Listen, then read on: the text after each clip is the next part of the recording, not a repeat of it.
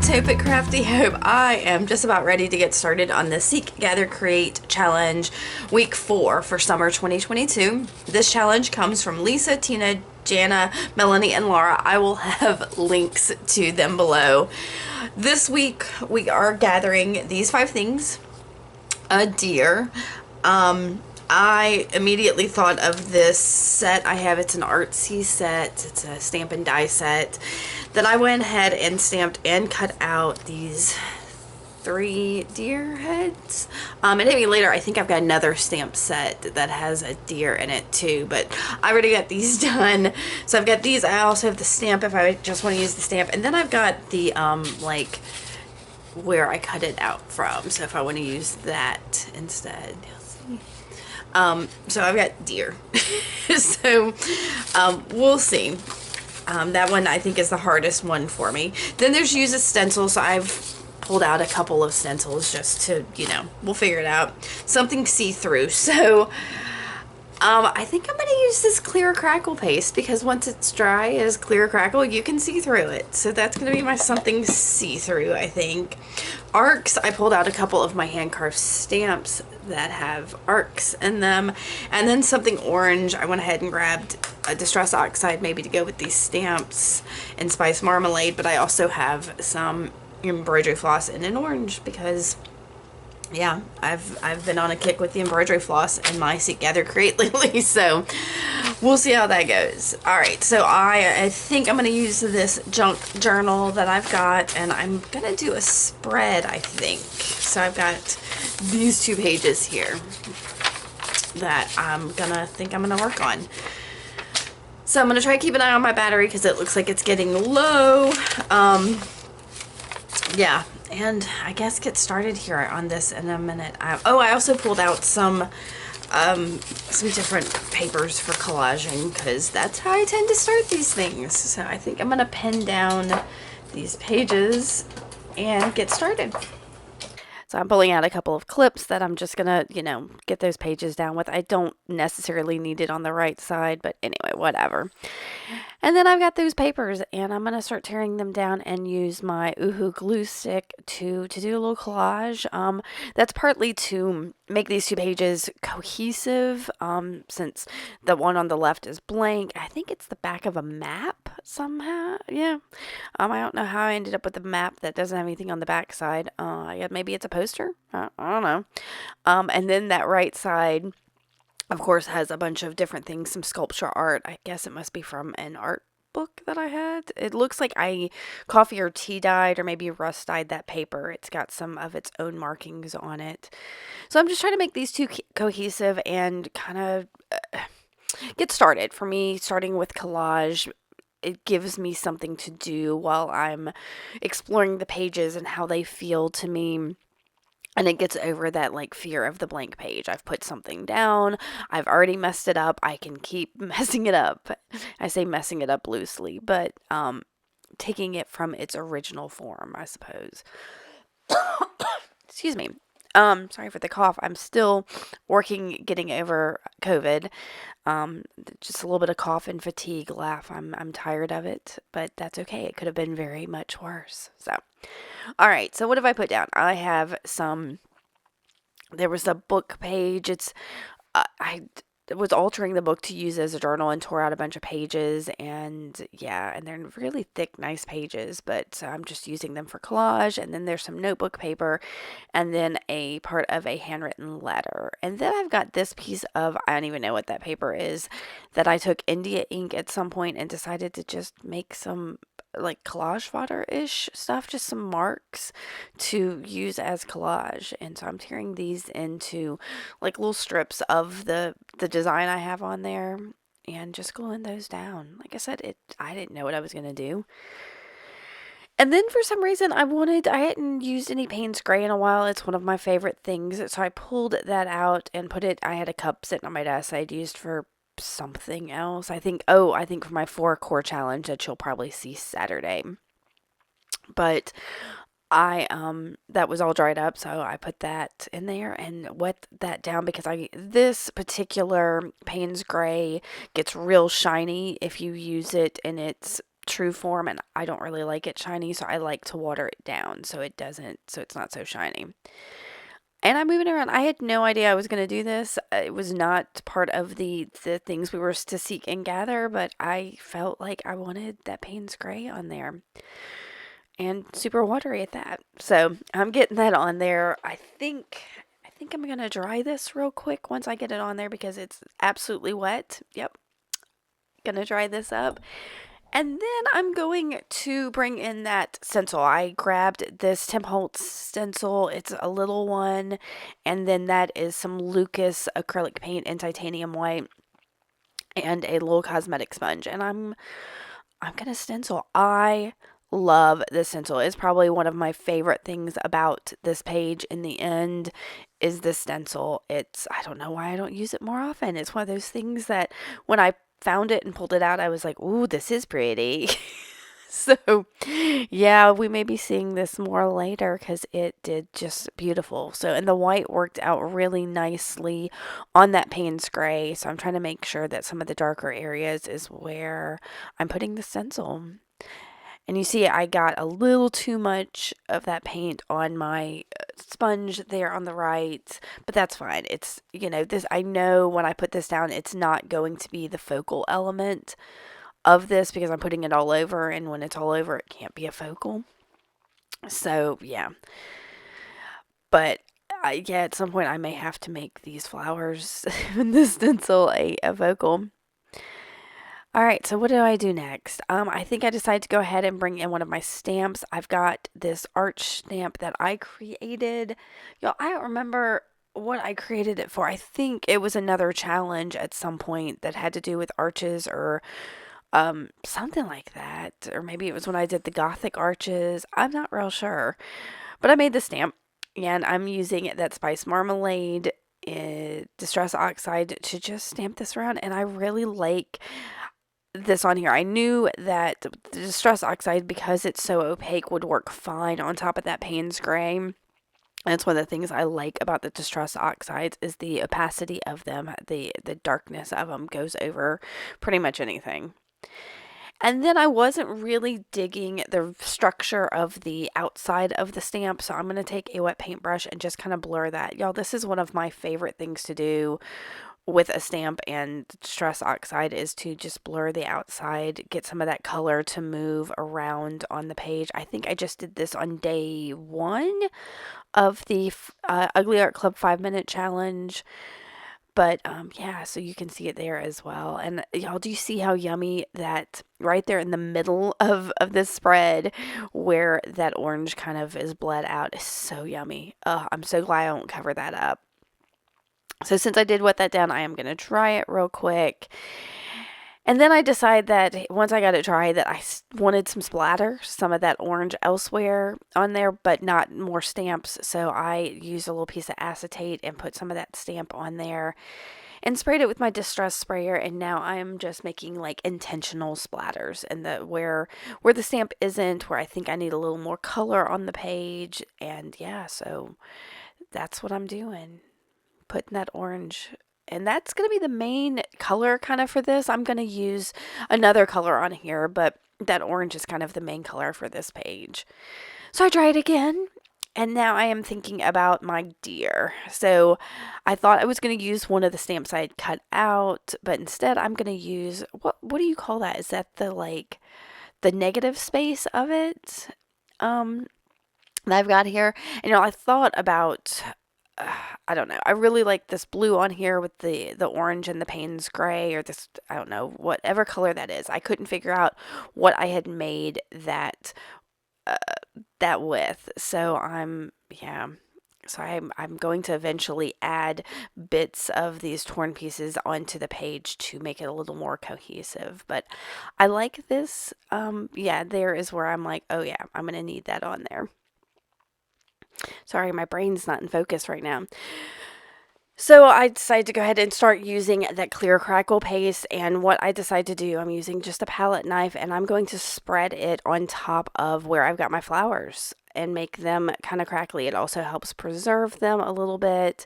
I didn't want to get too much on where I have the Distress Oxide because I knew it would move with that crackle paste, and I want to leave this crackle paste dry. Now, I don't know if you can tell here, but I have put that crackle paste on there fairly thin in quite a few areas. And when it's really thin, the crackles are really small, and when it's thick, crackles are bigger. So after I let it to dry for a minute, I realized I just wasn't getting a whole lot of crackle. So I come back with more of the crackle paste and put it in on a little thicker in the areas that was really thin. All right, so I'm getting this, like I said, thicker in some areas, making sure I get it all nice and covered. I will have videos. I will have pictures at the end of this that kind of show that crackle a little bit, because even once it dries, it's kind of hard to see. I know you can't see it there. So, and here's where I decided to take that piece of paper that's that green color, just like the deer I'm going to use, and tear it down and go ahead and collage it. Now, this is just to get some cohesiveness. So when I use that deer, I have that color elsewhere on the page. For me, it's a very much everything's got to feel a little cohesive. Sure, that deer is going to be a focal and stand out because it could be the only thing on the page in that color, but I just kind of wanted that color on there. So I tore that paper down, and I'm using my Oohoo to do a little extra collage. I don't usually do collage later in my process. It's usually right there at the beginning, and that's it. But this page, this spread actually comes together beautifully, y'all. I really, really love it when it's done. The deer is still what throws me off on this. But if it hadn't been for the deer, I wouldn't have gotten to where I am on this page. So we're going to take it in that stride. Now, are you playing along with Seek, Gather, Create? If you do, let me know and where I can see what you made. I really want to see it. Make sure you go check out the 5 hosts and see what they did with these 5 things, because 5 things is a lot to try to work into a spread or a page or a tag or a card or whatever. All right, so I decided I needed that orange embroidery floss, so I off camera while my crackle was drying, I went ahead and put it on a needle. Actually, I broke it down. I cut out a length, broke it down into 3 strands instead of the 6, put it on a needle, tied a knot, and now I'm putting some X's on here. Just another little touch of orange on this page. And as you can see, I did my little 3 X's there. I'm going to tie another knot and then do it again. Now this one here, I've got this sped up quite a bit, y'all. At some point in here, the thread will come through my paper, and I'm just going to keep moving. I do add some masking tape to the back of where I'm stitching, just so that these pages I can use later, those backside of the pages. And I wouldn't have done this had I, or at least done it this way, had I